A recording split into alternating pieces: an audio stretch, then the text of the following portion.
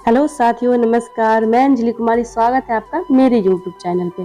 साथियों, चलिए तो हम स्टार्ट करते हैं बुक को और स्टार्ट करते हैं 23वां कदम से। चूंकि 22वां कदम तक हम सुन चुके हैं पिछले ऑडियो में। चलिए तो हम स्टार्ट करते हैं 23वां कदम।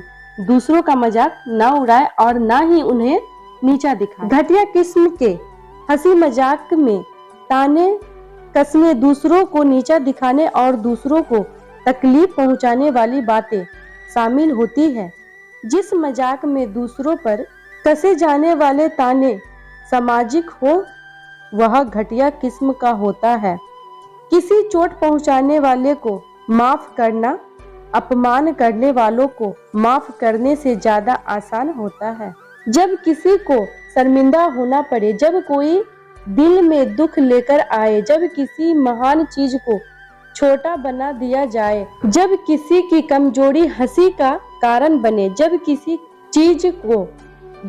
चीज को मजेदार बनाने के लिए बेदबी की जरूरत पड़े, जब एक बच्चे को रुला दिया जाए और जब हर कोई हंसी में शामिल न हो सके, तब वह एक घटिया जोक होता है।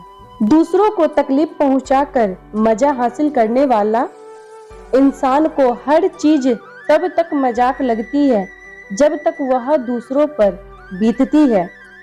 आपने अक्सर देखा होगा कि मजा लेने के लिए लड़के मेढकों को पत्थर मारते हैं। लड़कों का मजा मेढकों की मौत बन जाता है। यह मेढक के लिए मजे की बात नहीं है। हंसी का उपयोगी या खतरनाक होना इस बात पर निर्भर होता है कि हम किसी व्यक्ति के साथ हंस रहे हैं या उस पर हंस रहे हैं। जब हंसी का मकसद दूसरों का मजाक या हंसी उड़ाना हो जाए, तब वह न तो मासूम होती है, न ही अच्छा प्रभाव छोड़ती है। दूसरों की भावना को चोट पहुंचाना क्रूरता की निशानी है। कुछ लोगों को दूसरों को नीचा दिखाने में मजा आता है। ताने देने की आदत लोगों को हमसे दूर करती है। दूसरों को तकलीफ पहुंचाने के खतरे से बचने के लिए कटाक्ष भरे मजाकों से बचें। 24वां कदम, दोस्त पाने के लिए दोस्त बने। हम हमेशा अच्छे मालिक, कर्मचारी, जीवन साथी, माँ बाप और बच्चे चाहते हैं। हम यह भूल जाते हैं कि हमें भी अच्छा इंसान बनने की जरूरत है। तजुर्बा यही बताता है कि कोई इंसान पूरा नहीं होता। कोई नौकरी हर लिहाज से अच्छी नहीं होती और कोई जीवन साथी भी गुणों से भरपूर नहीं होता। तब हम पूर्णता की तलाश करते हैं तो हमें निराशा ही हाथ लगती है, क्योंकि तब हमारे हाथ एक तरह की परेशानी के बदले दूसरे तरह की परेशानी लगती है। पश्चिम में 20 साल तक रहने के बाद मैंने पाया कि वहाँ तलाक की दर बहुत ऊंची है और जब लोग दूसरी शादी करते हैं तो पाते हैं कि उनके नए जीवन साथी में पहले जीवन साथी वाली कमियां तो शायद ना हो, लेकिन दूसरे तरह की बहुत सी कमियां होती है। इसी तरह लोग नौकरियां बदलते हैं या कर्मचारियों को नौकरी से यह सोचकर निकालते हैं कि बदले में बेहतरी मिलेगी, लेकिन उन्हें पता नहीं चलता कि एक कमी से छुटकारा पाया तो दूसरे गले पड़ जाएगी। चलिए इस चुनौतियों का सामना करने की कोशिश करें। तलाक और नौकरी से निकालने जैसे कदमों को पहला नहीं बल्कि आखिरी सहारा बनाएं। त्याग, दोस्ती त्याग मांगती है और इम्तिहान लेती है। दोस्ती और रिश्ते बनाए रखने के लिए त्याग, निष्ठा और समझदारी की जरूरत पड़ती है। त्याग बस यूं ही की जाने वाली चीज नहीं है। इसके लिए आपकी आसानियां कुर्बान करनी पड़ती है। स्वार्थ की भावना दोस्ती को तोड़ देती है।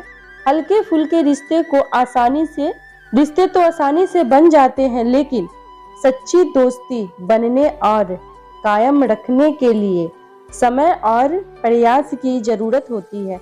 दोस्ती इम्तिहान की घड़ियों से गुजरकर ही मजबूत बनती है। हमें झूठे रिश्तों को पहचानना सीखना चाहिए। सच्चे दोस्त कभी अपने दोस्त का नुकसान नहीं चाहते। सच्ची दोस्ती जितना लेती है उससे ज्यादा देती है और परेशानियों में भी मजबूती से टिकी रहती है। सुख के साथी, एक सुख का साथी उस बैंकर की तरह होता है जो आसमां साफ होने पर तो छाता उतार देता है, लेकिन बारिश होते ही उसे वापस ले लेता है। दो लोग जंगल के रास्ते जा रहे थे, तभी उन्हें एक भालू मिला। उसमें से एक तो झटपट पेड़ पर चढ़ गया, लेकिन दूसरा ऐसा कर न सका, इसलिए वह जमीन पर मुर्दे की तरह लेट गया। भालू उसके कान के पास अच्छी तरह सूंघ कर चला गया। पहले आदमी ने पेड़ से उतरकर दूसरे से पूछा, भालू ने तुमसे क्या कहा? दूसरे आदमी ने जवाब दिया, उसने कहा कि ऐसे दोस्त का विश्वास मत करो जो खतरा आने पर उसे भुगतने के लिए तुम्हें अकेला छोड़ दे। कहानी का संदेश दिन के उजाले की तरह साफ है। आपसी विश्वास और भरोसा हर दोस्ती की बुनियाद होती है। लोग अलग अलग कारणों से दोस्त बनाते हैं। दोस्ती कई तरह की होती है। पहला, सुख के साथी। ऐसे लोग तभी तक दोस्त रहते हैं जब तक दोस्ती में सुखी और मजा है। सुखी जाती है तो ऐसे दोस्त भी चले जाते हैं। दूसरा, सुविधा की दोस्ती। ऐसे दोस्ती कुछ हासिल करने के लिए की जाती है और टिकाऊ नहीं होती। यह तीन तरह की होती है। क, नजदीकी। इस तरह की दोस्त का एक नमूना पड़ोसी से ही जाने वाली दोस्ती है। पड़ोसी से की जाने वाली दोस्ती है।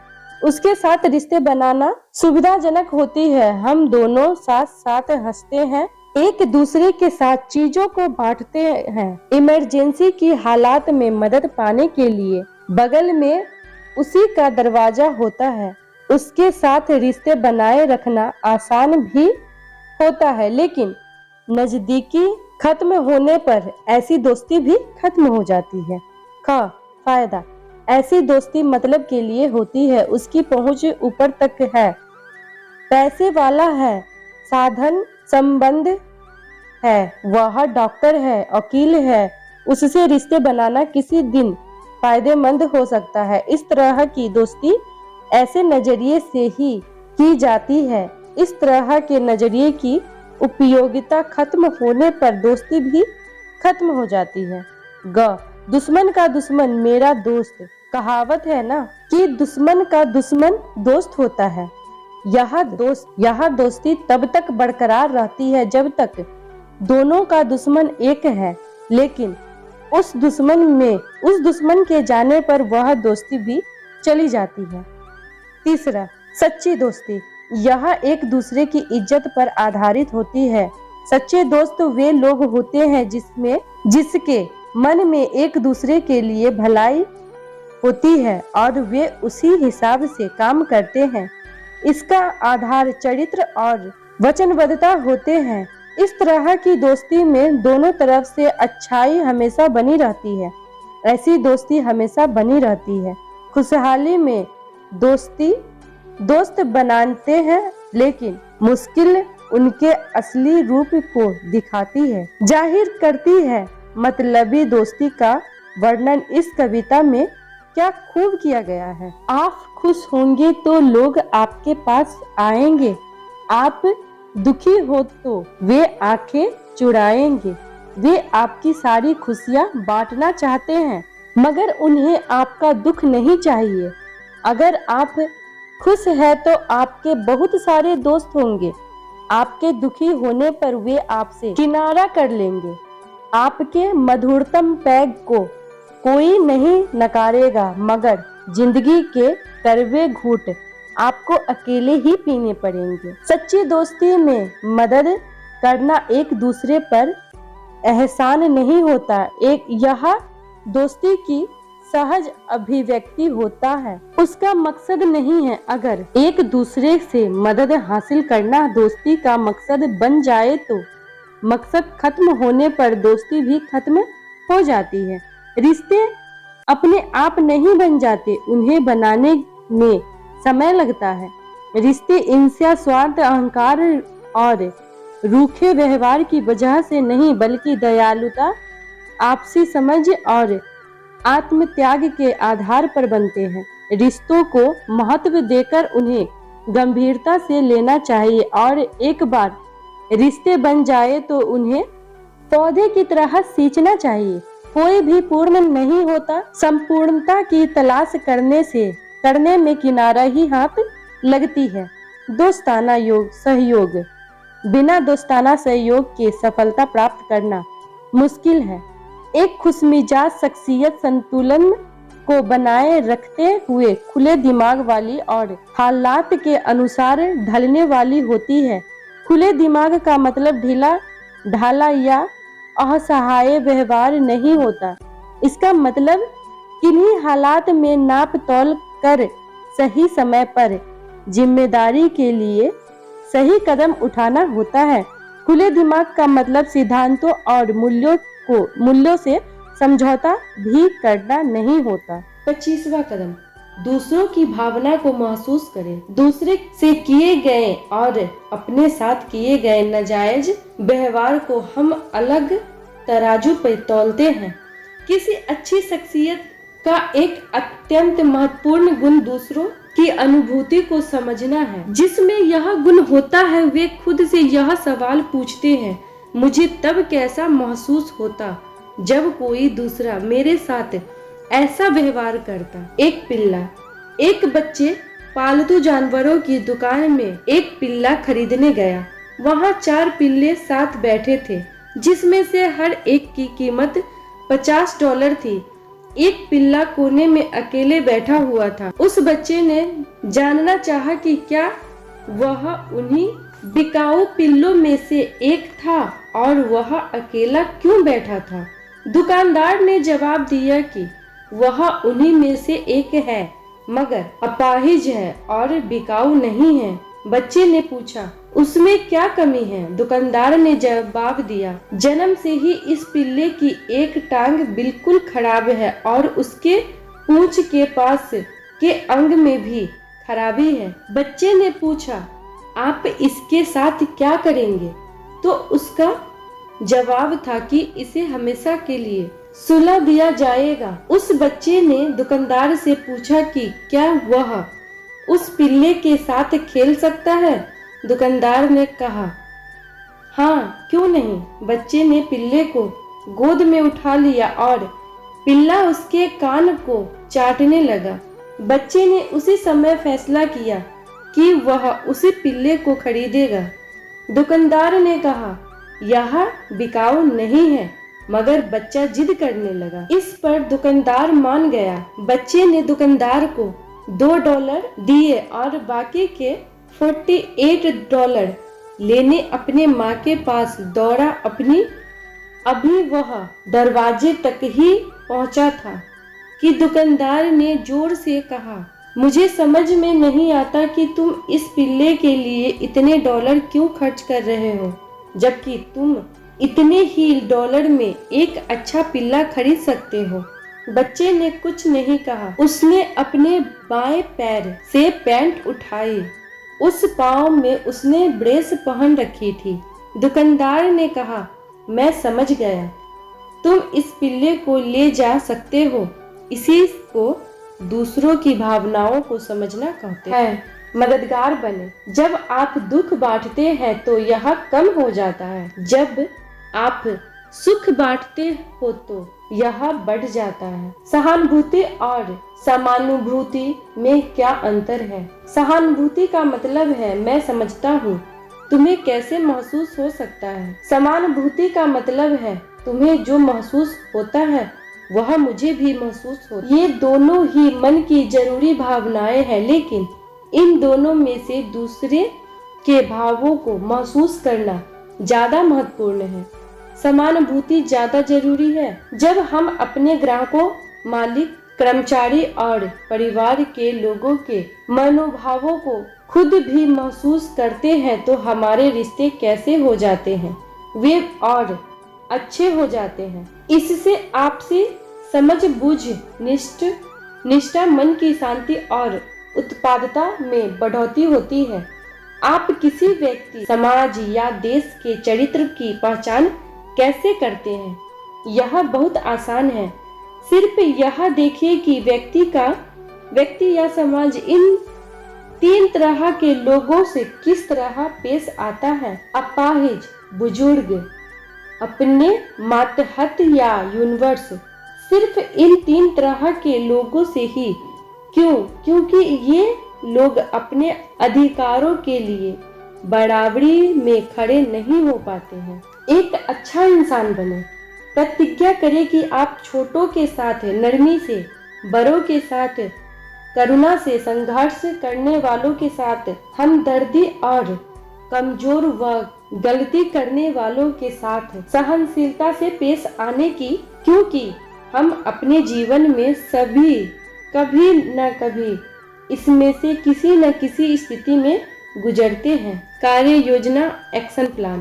पहला, अपने कर्मों की जिम्मेदारी कबूल करने के लिए वचनबद्धता हो। दूसरा, इनमें से हर श्रेणी में कम से कम एक ऐसे क्षेत्र का उल्लेखन करें जिसमें आप अब पहले से बड़ी जिम्मेदारी निभाएंगे। घर, दफ्तर, सामाजिक जीवन।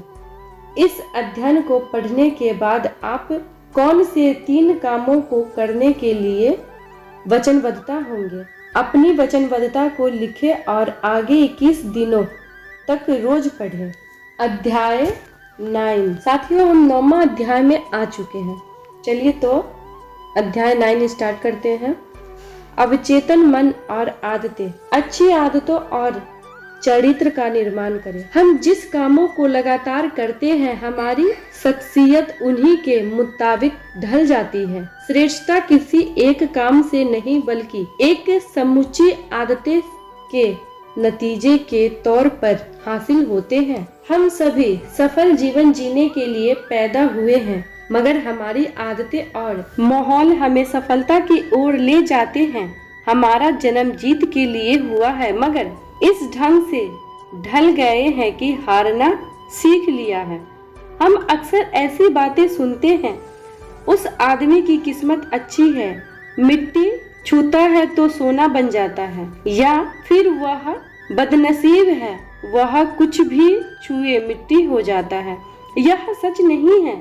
अगर आप जांचे परखे तो पाएंगे कि जाने या अनजाने सफल लोग अपने हर काम में सही कदम उठा रहे हैं, जबकि हारने वाले लोग बार बार एक ही गलती दोहराया करते हैं। याद रखें, प्रैक्टिस से पूर्णता नहीं आती, बल्कि सिर्फ प्रैक्टिस से ही पूर्णता आती है। प्रैक्टिस बार बार किए जाने वाले हर काम को अस्थायी बना देती है। कुछ लोग अपनी गलतियों की ही प्रैक्टिस करते रहते हैं और वे उसी में पूर्णता हासिल कर लेते हैं। वे गलतियां करने में माहिर हो जाते हैं और गलतियां उनसे खुद व खुद होने लगती है। पेशेवर लोग अपना काम आसानी से इसलिए कर जाते हैं क्योंकि उन्होंने उस काम में पूरी महारत हासिल कर ली होती है। बहुत से लोग काम सिर्फ तरक्की को दिमाग में रखकर करते हैं, लेकिन जिनकी अच्छा काम करने की आदत बन जाती है, तरक्की के असली हकदार वही हैं। किसी चीज की आदत डालना खेती करने के समान है। इसमें समय लगता है। एक आदत दूसरी आदत को जन्म देती है। अतः प्रेरणा एक व्यक्ति से काम शुरू करती है। प्रेरणा उसे सही राह पर बनाए रखती है और आदत की वजह से काम खुद व खुद हो जाता है। संकट के समय में भी साहस दिखाना, लालच के सामने आत्मसंयम दिखाना, दुख की घड़ी आने पर भी सुख रहना, खुश रहना, निराशा सामने होने पर भी चरित्र दिखाना और बाधाओं में भी अवसर की तलाश करना, ये गुण सिर्फ संयोग से या किस्मत से नहीं आते, बल्कि ये तो शारीरिक और मानसिक रूप से की गई लगातार प्रैक्टिस का नतीजा है। कठिनाई के सामने आने पर हमारा व्यवहार हमारी प्रैक्टिस के मुताबिक ही सकारात्मक या नकारात्मक होगा। हम छोटे छोटे कामों से यह सोचकर कायरता और बेईमानी दिखाते हैं कि जब बड़े काम करने होंगे तब उन्हें सही ढंग से करेंगे, मगर ऐसा हो नहीं पाता क्योंकि हमने अच्छे गुणों की प्रैक्टिस नहीं की होती। जब हम खुद को एक बार झूठ बोलने की छूट दे देते हैं तो अगली बार झूठ बोलना थोड़ा और आसान हो जाता है, तीसरी बार थोड़ा और, फिर यह एक आदत सी बन जाती है। सफलता की फिलॉसफी है कायम रहें और संयम रखें। जो काम करना चाहिए उसे करते रहो और जो काम नहीं करना चाहिए उससे तब तक बचते रहो जब तक उससे बचते रहना आदत नहीं बन जाती। इंसान की फितरत है कि वह दिमाग से कम और दिल से ज्यादा काम लेता है। ईमानदारी और निष्ठा हमारी प्रैक्टिस और यकीन का नतीजा होते हैं। लंबे समय तक किए गए जाने वाला काम हमारे व्यक्तित्व का हिस्सा बन जाता है और आदत भी ईमानदारी बरतने वाला इंसान हमेशा पहली बार झूठ बोलने पर पकड़ा जाता है, जबकि किसी ने झूठ बोलने की ही प्रैक्टिस की हो तो वह पहली बार सच बोलने पर पकड़ा जाता है। खुद से और दूसरों से ईमानदारी या बेईमानी बरतना दोनों ही आदतें बन जाती है।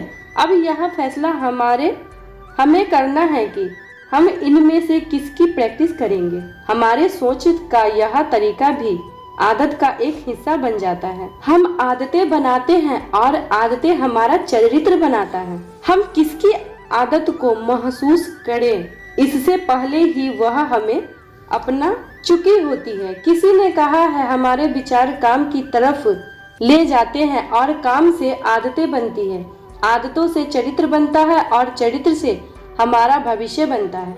इसलिए हमें सही ढंग से सोचने की आदत डालनी चाहिए। अच्छी आदतें डालें। हमारा ज्यादातर व्यवहार आदतन होता है, यह बिना सोचे समझे अपने आप होता रहता है। चरित्र हमारी आदतों का मिला जुला रूप होता है। अच्छी आदतों वाला इंसान अच्छे चरित्र वाला माना जाता है, ठीक इसी तरह बुरी आदत वाला इंसान बुरे चरित्र वाला माना जाता है। आदतें तर्क और ईमानदारी से कहीं ज्यादा शक्तिशाली होती है। आदतें शुरू में इतनी मामूली लगती है कि आप ध्यान नहीं देते और बाद में वे इतनी मजबूत हो जाती है कि उससे छुटकारा मिलना मुश्किल होता है। आदतों का विकास या तो अनजाने में होता है या फिर निश्चय पूर्वक। यदि हमने सोच समझकर आदतें बनाने का फैसला नहीं किया तो अनजाने में बुरी आदतों का शिकार बन जाएंगे। हम आदतें कैसे बनाते हैं? किसी काम को बार बार करने से उसे करना हमारी आदत बन जाती है। हम काम करके ही सीखते हैं। साहस भरा व्यवहार करने से हम साहस सीखते हैं। ईमानदारी और निष्ठता की प्रैक्टिस से हम इस गुणों को अपना लेते हैं और इनकी लगातार प्रैक्टिस करने से हम इनमें निपुणता हासिल कर लेते हैं। इसी तरह जब हम बेईमानी, गलत व्यवहार या अनुशासन की कमी जैसा बुरी आदतों की प्रैक्टिस करते हैं तो उन्हीं में निपुण हो जाते हैं। हमारा नजरिया हमारी आदत बन जाती है और हम वैसे ही व्यवहार करने लगते हैं। वे हमारे सोच बन जाते हैं और फिर हमारे व्यवहार की दिशा निर्देशित करने लगते हैं।